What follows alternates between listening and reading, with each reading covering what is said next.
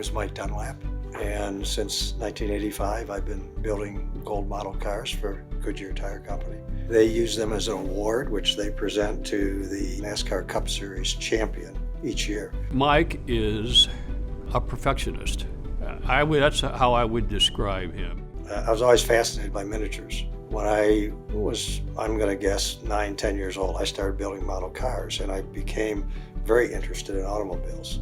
Roger Penske's name came up, so I made a point of trying to get in to see him at a race, and I took a model to show it to him, and he ended up buying some. That was in '83. That's really where the Goodyear story begins. I got involved with Goodyear it started in '84. '85 was the first delivery. I think Darrell Waltrip won that year, and he was the first recipient from Goodyear of the gold car. I consider myself a craftsman more than an artist, because what I'm doing is reproducing a product that somebody else has already built. I'm just doing it to a different scale and presenting it in a slightly different medium. And the drivers seem to be very pleased with them. There's not a better trophy in sports than that. Arguably the coolest trophy.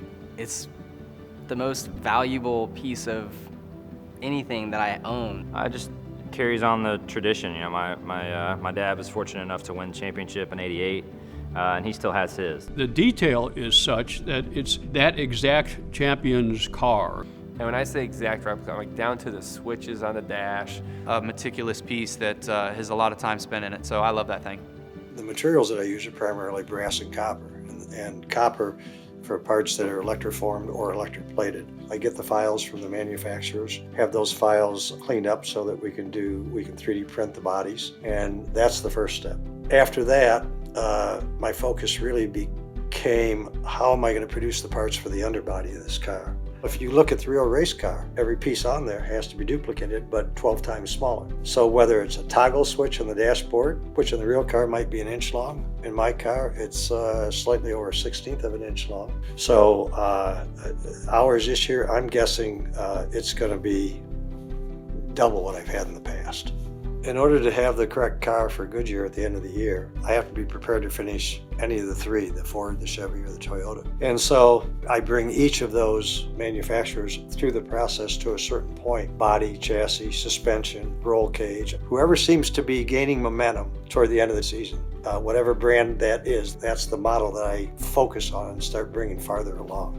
The last race finishes, and just because of the way the calendar is, he would work non-stop. Once that final race is won and I know what my job is, what car I have to complete, then it's just a mad dash to get it done.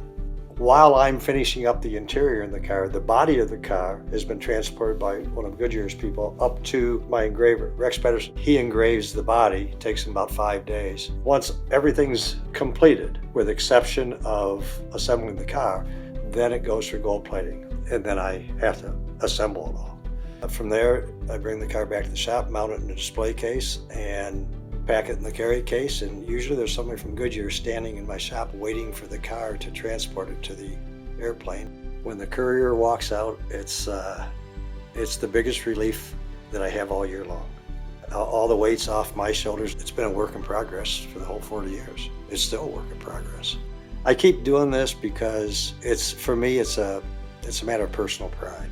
It's become part of who I am, to finish a project, deliver it to Goodyear, have them be happy and proud to pass it on as an award to a driver, and have that driver appreciate it to the extent that they seem to appreciate them. Hopefully Goodyear's happy, I'm happy, and that's the job well done.